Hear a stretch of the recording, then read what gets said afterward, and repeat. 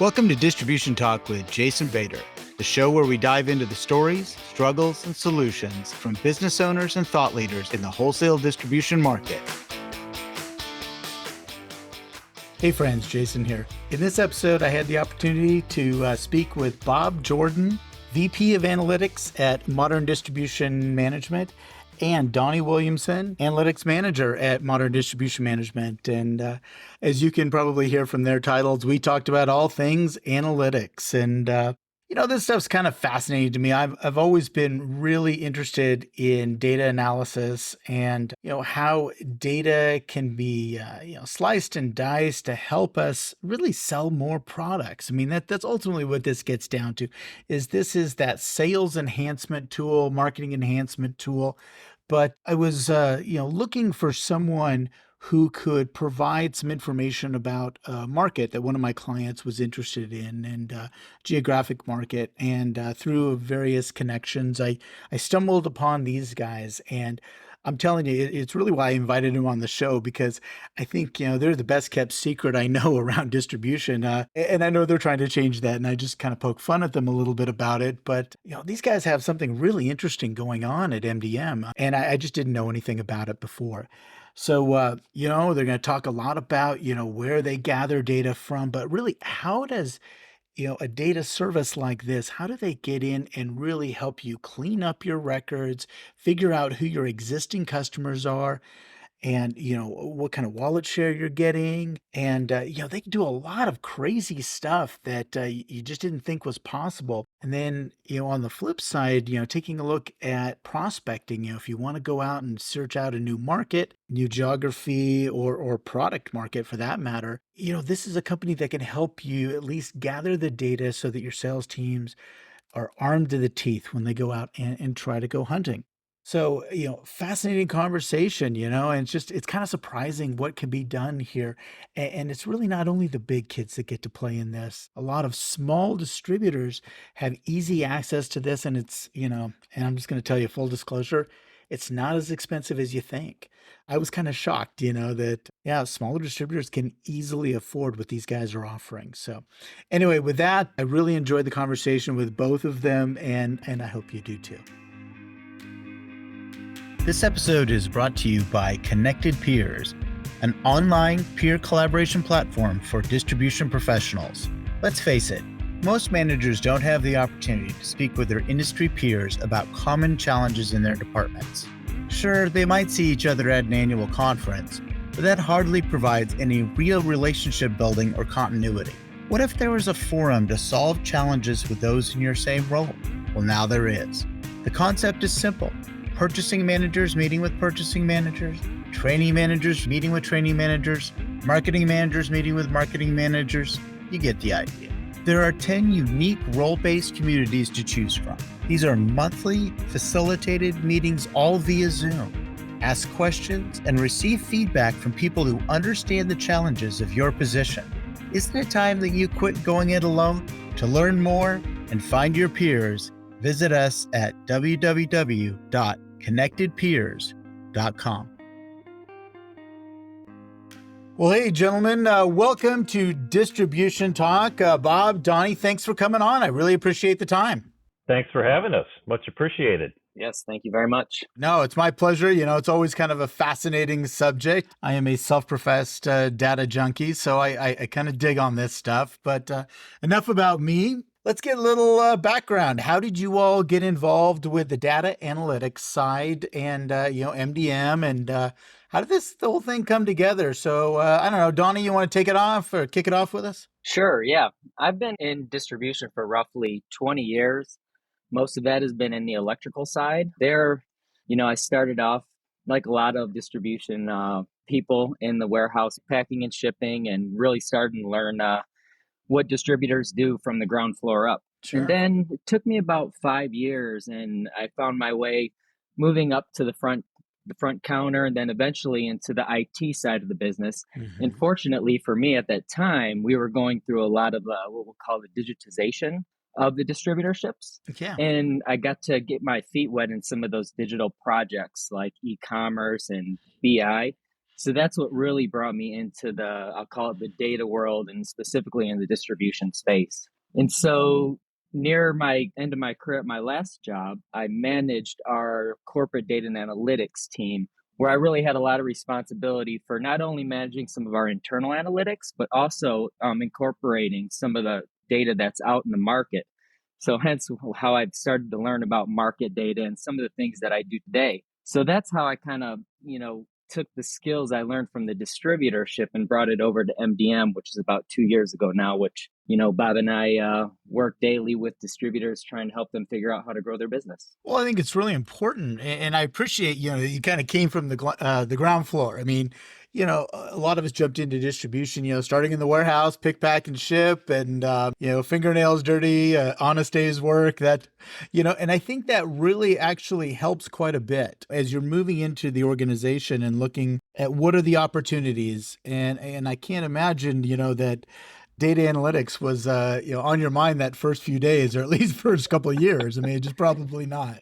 Yeah, no question. I was definitely not a technology or a data specialist coming into the warehouse. I really didn't have a whole lot of, I would say, computer skills in general coming into that role. Luckily for me, I worked for a really good company that loved to promote from within and loved to train their own folks. And I think there's a lot of people in distribution that do that, of kind of promoting from within. I mean, I was just happened to be one of those people that enjoyed that track and made the most of it, and kind of allowed the good people around me to really train me and help me figure out, I guess, analytics in the distribution space. So what was exciting about the IT side? I mean, what drove you that direction? I mean, you could go into field sales and, run around in cars and probably make more money. But what drove you to that IT and then eventually into the market analysis side? Yeah, that's a good question. I wish I had an answer that was a passion for IT. That's not the answer. Okay. It's more so, the opportunities that came along my way. And I was Yeah. one of the guys that took a lot of interviews early on, got turned down a ton just because I didn't have the experience. But over that time of interviewing, I got to meet a lot of leaders in the company from different parts of the organization. And I gained a really good rapport with some of the folks at IT. And I think that's what really kind of led me to have a kind of an inroad on that side of the business versus the sales side. So nothing I can say that really drove me there. It's more an opportunistic thing. And once I got working in the IT side, I just kind of grabbed a hold of it and I started to really truly have a passion for it. And the analytics portion, you said digitization, you guys got involved in e-commerce and you got a chance to go through that whole world, but then analytics, that's a kind of a different animal. What was the interesting part there? What was kind of the big epiphany when you were in there? Or did you just get told, hey, this is what you have to figure out? And yeah, okay. Yeah, I am sure most people that work at a distributorship will understand that you have to wear many hats and a lot of things come your way. And so again, I was fortunate enough to work with some great people and a great team. And one of our projects was to kind of refine and rebuild our business intelligence system.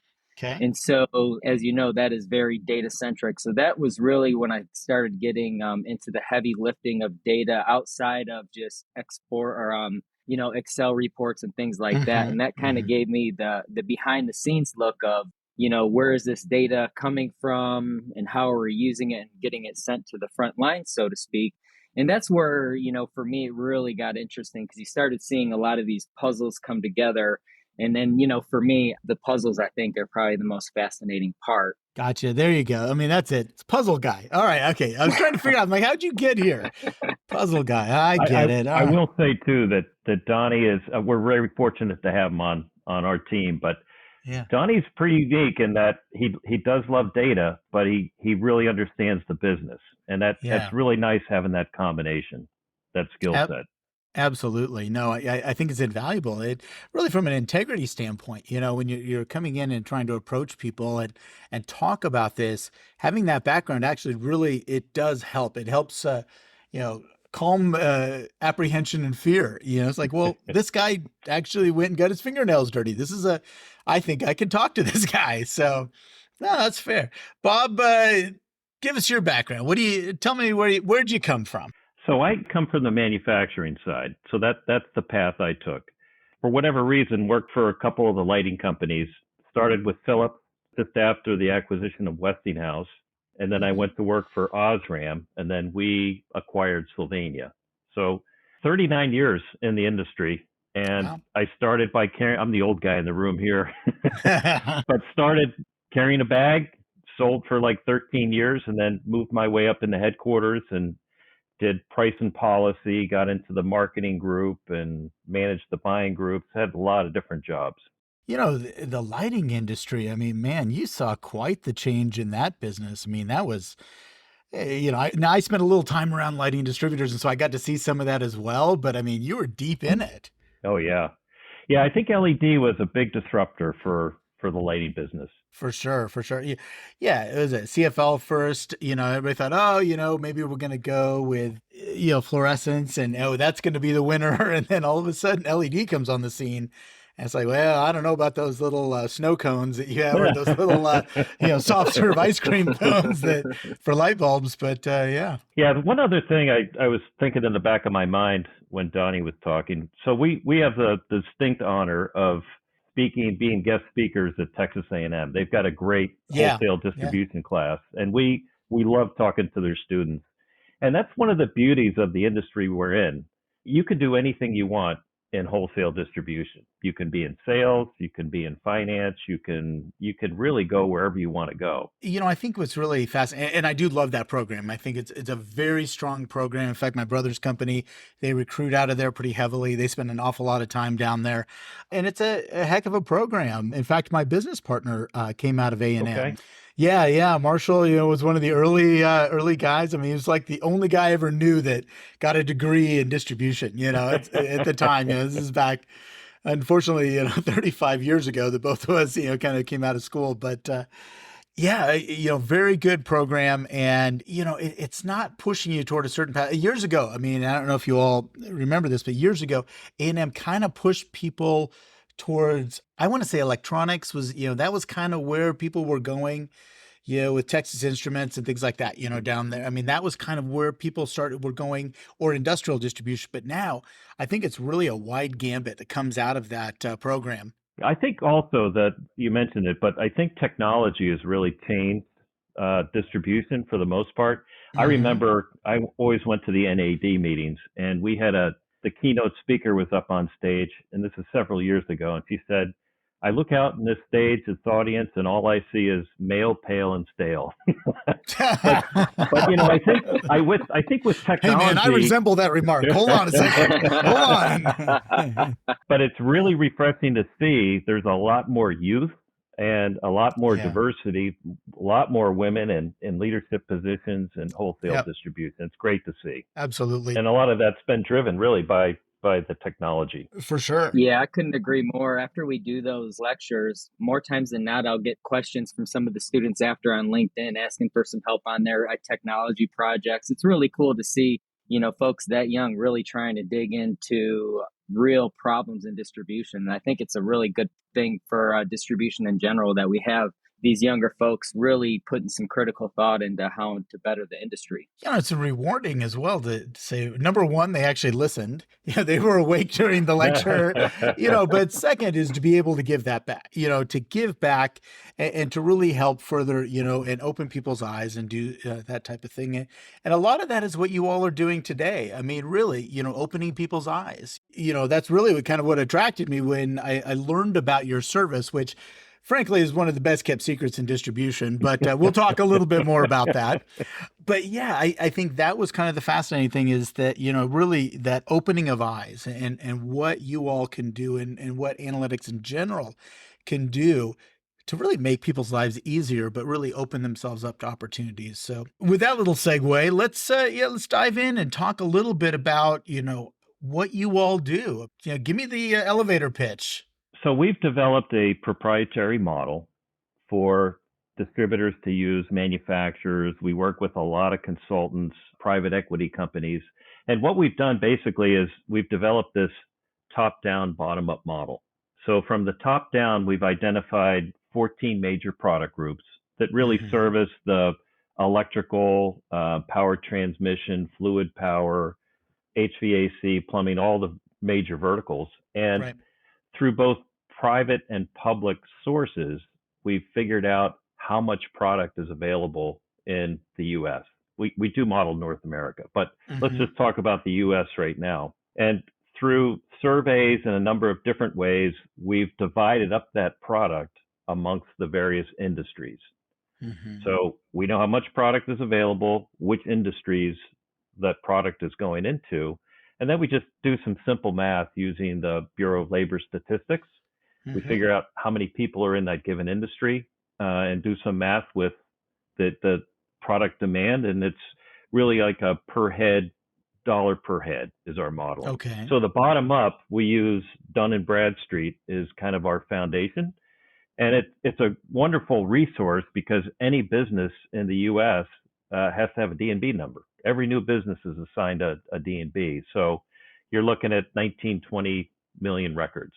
Mm-hmm. So Mm-hmm. what we do is we take the industry and the number of employees at a given location, and we incorporate our algorithm, and we're able to determine what consumption is, product consumption at the end user Gotcha. level. Okay. Okay. So basically, you take a product category and say, you know what, in this particular company, based on number of employees and whatnot, I believe that they consume this amount of this particular category. Is that basically what we're saying? Yep, that's Okay. basically it. So, you could take that information, you could roll it up. We work with a lot of consultants. They are working with manufacturers and distributors, and they're trying to size market. So Mm-hmm. they'll Mm-hmm. come to us for that type of information. Gotcha. I imagine, yeah, private equity people are definitely, they're always looking for that kind of stuff. They'll reach out to me and I'm like, dude, I have no clue. It's kind of, I mean, I will charge you a couple bucks to tell you I don't have a clue, but yeah, yeah. No, I think that obviously they would be an interesting source. And I think that's where most people believe that that's the type of customer, I guess, for you all, is that private equity or that large, Wall Street funded entity, Right.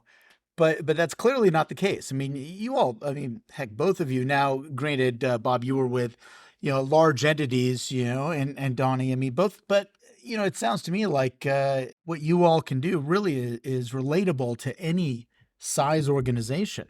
Absolutely. And if you look at our client base today, we do work with a number of distributors. Yeah. And the verticals I mentioned before, the plumbing, the electrical, the power transmission, we have the vast majority of the larger distributors in those spaces. But to your point, Jason, it's not just for the big distributors. There are also smaller distributors that could be in just one state or one small region, Mm-hmm. Mm-hmm. and they're looking for our information to help them size markets and look for new opportunities. And it's Donnie, you could talk about what you get for when you add internal and external, right? Data. Correct. Yeah. So absolutely. Well, this is kind of a service that we provide. And one of the really things that we're seeing a lot of working with distributors, large and small. Obviously, we work under NDAs with all of our clients. So every time we handle somebody's customer list or data, it's under NDA and protected very tightly. But what we do is we'll ingest a client's customer list, and oftentimes what we find is the clients out there don't really have a great handle on who their customers are. And when Mm-hmm. I say that, I think a lot of them do from a broad stroke perspective, right? They know that they probably service X amount of dollars in manufacturing in these large industry chunks. But what we do is we'll take their data, we'll take it on our side, and we are able to clean and append their customer lists with the D&B firmographics data. And one of the main key points that we use is those industry codes, typically the NAICS codes. For most of your listeners, I'm sure a lot are familiar with the SIC codes and the NAICS Yes. codes. We tend to lean towards the NAICS codes, as the SIC is a sunset standard. So we typically work with the latest 2022 NAICS version. And what we do is we're able to segment their customers. So essentially, they give us a customer list, and what we can return to them is their customer list, very segmented down to a 6-digit NAICS code, or Yeah. we roll it up to and typically, just the 2-digit in the beginning is fine. What we'll see is, X amount of their sales is going into manufacturing, construction. But there's some industries that creep in there that they really didn't understand that they have an inroad in a certain industry, and it's kind of an aha moment. And so, those are the really cool moments when we're helping clients and they see, oh, we had no idea we are serving this industry. And that's where the power goes into like helping you grow your business. One of the things I typically like to say is if you got to know where you're at right now to know where you want to go. And I think that customer segmentation is one of the first steps to really start getting there, or, at least get you to the place where you can put a plan together to grow your business in however you see fit.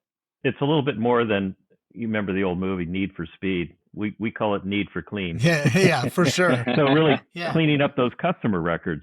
And part of the service that we offer with that modeling that we've done, so we're able to identify new prospects either by, geography, obviously, by industry and by products consumed. When we go through and do that clean and append for one of our clients, their customer records, we'll see that, hey, in this manufacturing segment, you're doing a great job there. It's 60% of your business. So obviously your inventory set up to service that industry. Maybe it's a combination of your sales professionals are very good selling into that industry. It would be silly to think that they have all the business. So if we run a prospect list and say it's 500 businesses, now that we've done that clean and append, we're able to look at their current customers by Dun and Bradstreet number, and we can remove them from that prospect list in that given industry. And now it's very targeted prospects. That's the pot of gold at the end of the rainbow. Those are the quick wins that we really enjoy sharing with our clients today. Yeah, for sure. I mean, I think that's a great point. And going back to the clean and append, because that one's kind of, I look at that. Yes, it's exciting to get prospects. Everybody, ooh, let's go get some new people.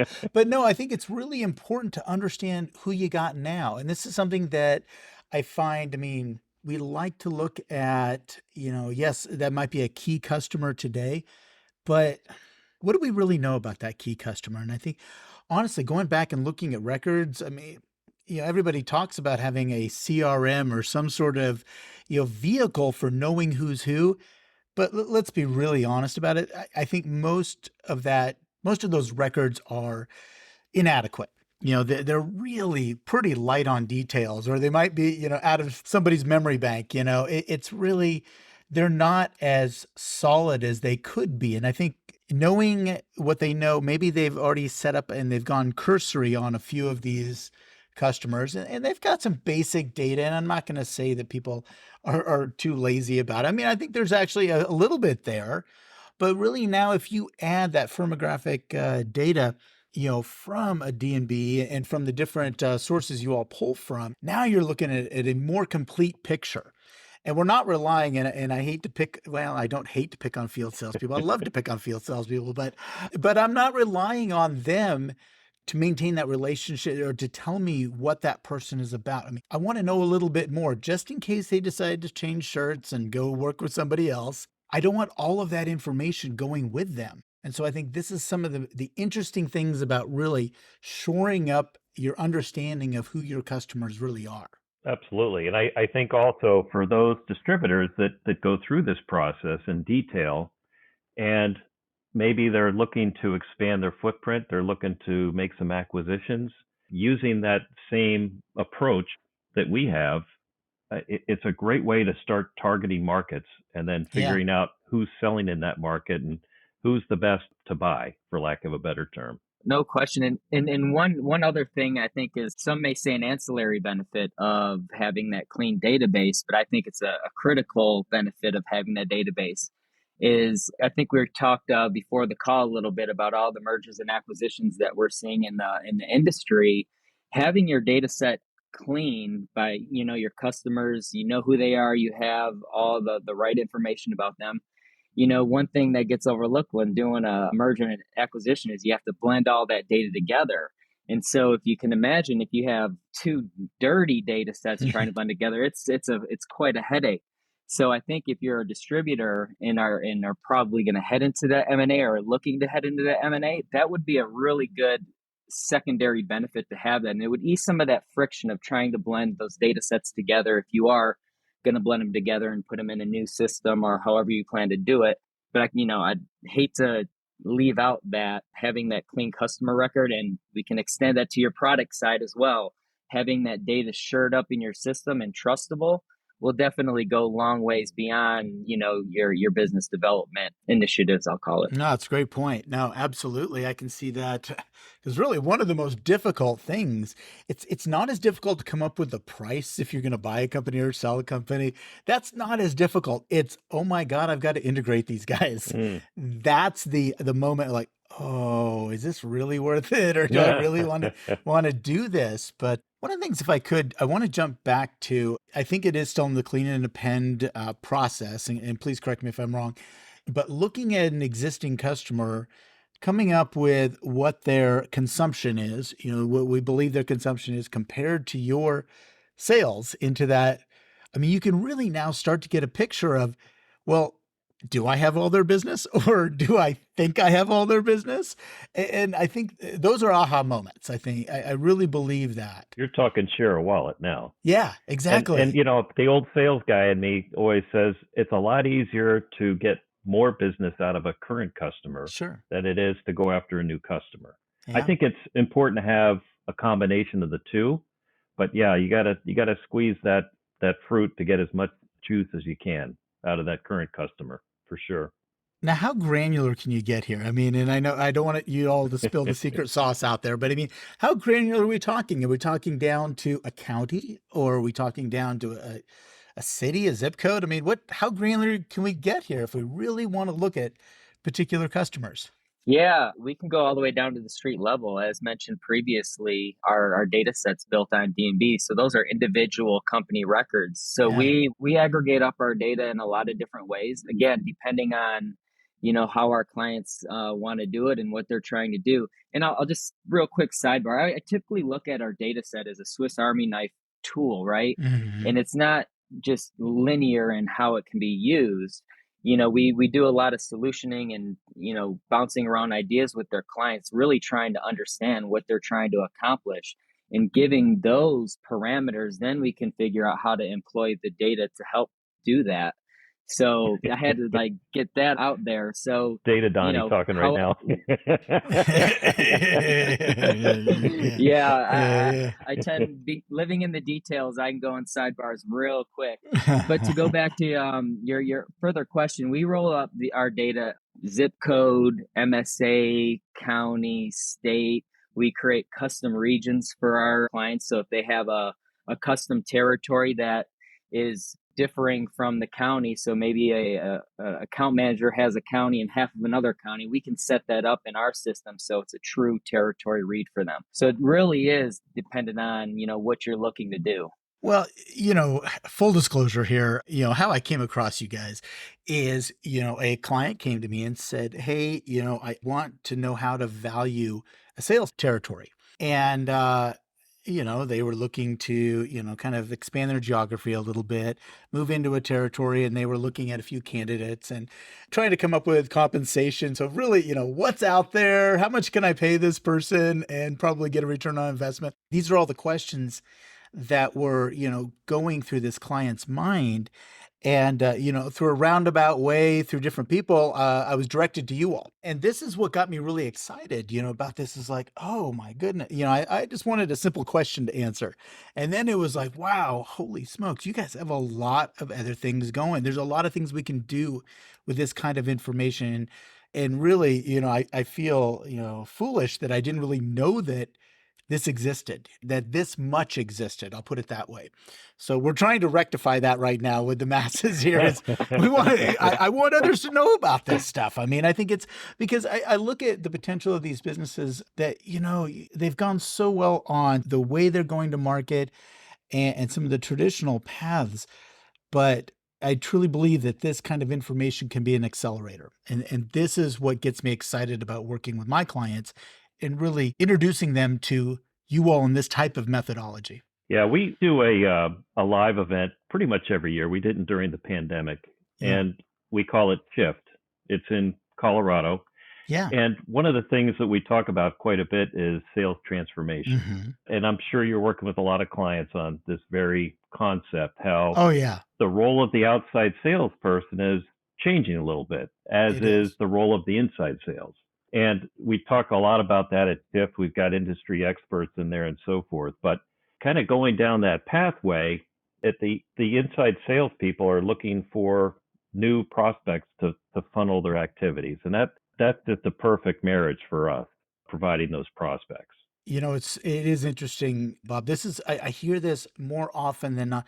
People reaching out asking how to build, an inside sales team, an outbound sales team, not just, internal fielding calls and recommending and maybe doing an add-on sale here or there. It's now I want to take this internal team, start smiling and dialing and working their way and really looking outside of really the ability of a field salesperson to cover. Mm-hmm. You're on the phone or you're on email, from a centralized position. And here's my bias coming out that you can you can hit so many more potential prospects or existing customers. I mean, it all of a sudden becomes far more exponential than you could pound on the pavement.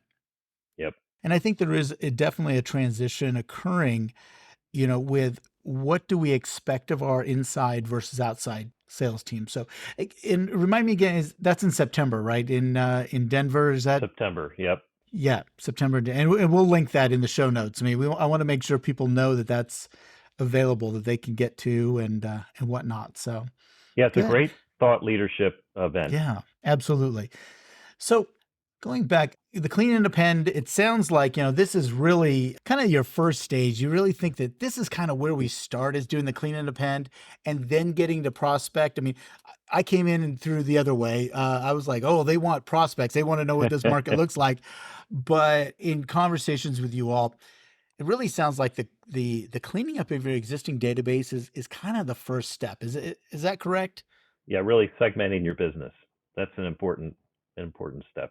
Yeah, there's no question about that. When we're thinking in terms of, connecting data sets, internal data sets to external data sets, the most important thing that we need to figure out is joins or the right ways to connect that. And typically, as you just mentioned, the first one is that customer side. So we do that clean data and append.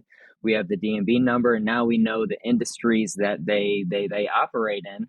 And so naturally, the second one, and you kind of already hit on it with the wallet share, is the product side. Yeah. So that would be our natural next steps. Because keep in mind, our data, what we're doing is we're estimating the demand for certain products in certain territories.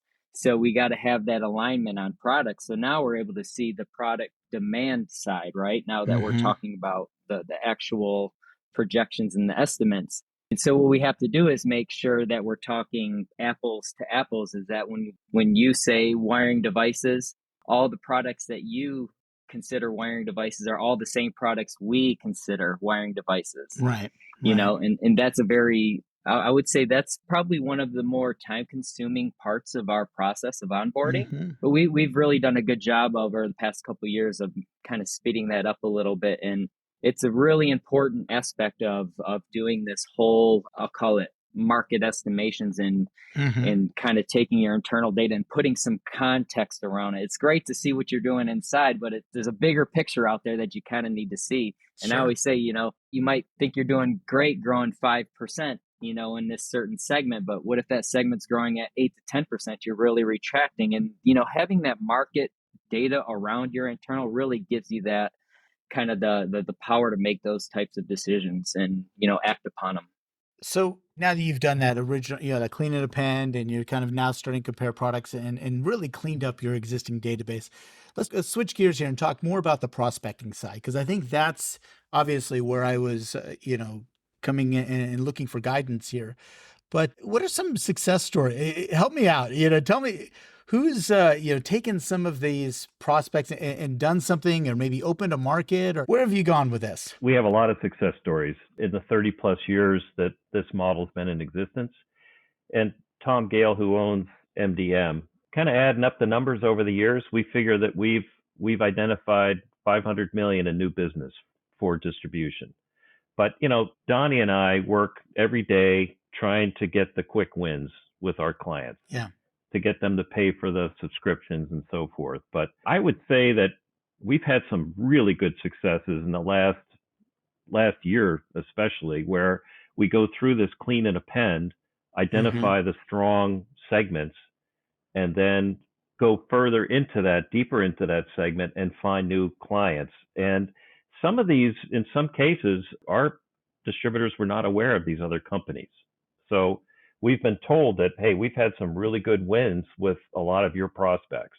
Interesting. Even in their own geographic market, or is it primarily that they were, even just like people that, they just drove by every single day? Yeah. I mean, we saw that obviously. I grew up in the construction supply business, and we saw it all the time, driving by a job site. Oh, I didn't know they were doing that. Yeah. I mean, so that, from a grander scale, I think that's really what you're talking about here. Oh, it's fascinating. So kind of tell me what the process is. So somebody nails down, they've got this prospect, and they are comparing it to maybe what they're doing existing business in a category, and then in some products. Then what is the direction to the sales team? Where do you go from there? Or is that something you all have gone into? Donnie's got firsthand experience, don't you, Donnie? Okay, Donnie, tell us your firsthand experience with that. That's almost a Because loaded I'm ripping you question off so here. I can go serve Yeah. clients. Yeah, this is what I'm doing here. I'm just telling you. Okay. No, but in all honesty, what you're talking about is probably more crucial than any part of the process of, delivering the data to the right people in the organization to use it in the right ways. I have a hunch that there's plenty of good data going out there in the industry and not being communicated well enough. And the right data, uncommunicated in the wrong hands, will give you bad data. So I think it's a very, very important if you're looking to get into bringing in market analytics into your internal data. It's really important to evangelize that within your organization. Find the people in your organization on the sales side that understand data. They understand that, the data may not be perfect, but we're giving you the right direction to arm you to do better things. And having those people work with you. And I'll be honest, when I first started doing this at the distributor, we spent almost a year going around to all of our sales managers, talking to them about the data they wanted to see. What data do they have? And, we listened to them. And then we said, hey, we also have this data. What do you think about it? And we just started taking our notes and try to, for lack of a better term, synergize with them between our internal data and the new data that we had. We did that with all our sales managers, tried to figure out where we had overlaps and try to accommodate where we didn't have overlaps. But those conversations, and to give some context, I was working in the marketing side of the organization at that time. So we were really bridging the gap between marketing and sales. And then some of the listener might think, wow, a year not really using the data like that. I'll say this though, after we spent the time building that relationship, we couldn't stop the requests from coming in. We added a whole new position because there was just so many data requests. Now, some of them, were great data requests, some of them are not, but that's a part of growing and building an analytics team. And I can happily say today that analytics team is still growing today, and they're still using, the same data sources that we had when we left. And it's really refreshing to see how it grew. But to go back to your point, it is very critical to figure out the best way, the right people to kind of drive any of the initiatives being led by analytics. So, Donnie, just it sounds like the distributor that you came from, they were of size. I mean, they were of decent size. They had resources. It sounds, like building an analytics team. And I think there is a misunderstanding or misperception that the types of things that you all do are only for the big kids. How can a smaller distributor get involved? Or, I mean, is it really like a smaller distributor? I'm going to say maybe 10 million, somewhere in that neighborhood. Is this something that they can take a hold of and say, I'm going to hire you guys to help us out? I could give you a couple examples, and Yeah. we're talking about businesses that are going through successional changes where you've got the second or third generation coming in. And in many cases, that third generation looks at the business very differently. For sure. They're looking for the gas pedal. They want to expand, they want to acquire, and it's very difficult to do all that without fully understanding the market. And that's where they call us, and we sit with them and do some market sizing. Where are the areas of growth opportunity, and where are some areas you maybe want to stay away from? It's one, where to put a sales professional. And we also have conversations, where's the best place to put my distribution warehouse? for those guys that are doing the DC network. So Sure. as Donnie said before, it's a Swiss Army knife, our data. Yeah. We work with so many different clients in so many different ways. We work with large analytic teams. We work with VP of sales, all shapes and sizes. It's important to know, though, that, analytics is, you said something earlier, the excitement about analytics. Yeah. It is cool, and it's kind of this new thing, but I think it's going to be less and less exciting and more critical and a part of the, the lifeblood of the organizations. All the leaders out there in the distribution world are doing analytics. They are consuming market data. They're triangulating data and figuring out their markets the best they can. And if you want to keep growing and having that insight into your markets to try to grow better, we're seeing, again, to go back to the mergers and acquisitions, those analytics are being incorporated into all that. And analytics in the data is what I feel distributors need to make the right and intelligent decisions to, again, maintain profitability. Nice. Yeah. So it seems to me it's not necessarily the size of the distributorship. It's really it's kind of like the appetite of the leadership, what do they want to do with this thing going forward? So you nailed it right there. Yeah. So how do people find you? How do they get involved with you all? So MDM, MDM, we're really kind of like a boutique media company. On the one hand, we do a lot of thought leadership with live events. We do a lot of digital type print. We bring in experts from all the different industries. And what we're really trying to do on that end is just raise the watermark in the industry. That's what we're all about. But on a side note, Donnie and we're working the analytics piece. We work with some of those same readers that are reading all of our materials, but that's one way. But for anybody listening to this, and again, thank you for the opportunity, mdm.com, and just click on the analytics tab and you can learn a lot more about us. Perfect. All right. Gentlemen, thank you so much for taking the time, man. This has been fantastic. As I said, data geek here. So this stuff's really interesting to me. I'm like, man, this is really great. So thank you for coming on and sharing the process a little bit, and I really hope people do reach out to you all and ask, deeper questions about what they can do with this information. Thanks for having us. Absolutely. Thank you. You bet. All right. Take care. Thank you for listening. If you liked what you heard, consider sharing with your friends and colleagues. And don't forget to follow the show on your favorite podcast application. Links to sponsors, products, and services mentioned during this episode can be found in the show description area or at www.distributiontalk.com. Distribution Talk is edited and mixed by the brilliant team at the Creative Impostor Studios. This episode was brought to you by my company, the Distribution Team. We are a consulting services firm dedicated to helping wholesale distribution clients remove barriers to profitability, generate wealth, and achieve personal goals. To learn more about how we can help your company succeed, check us out at www.thedistributionteam.com.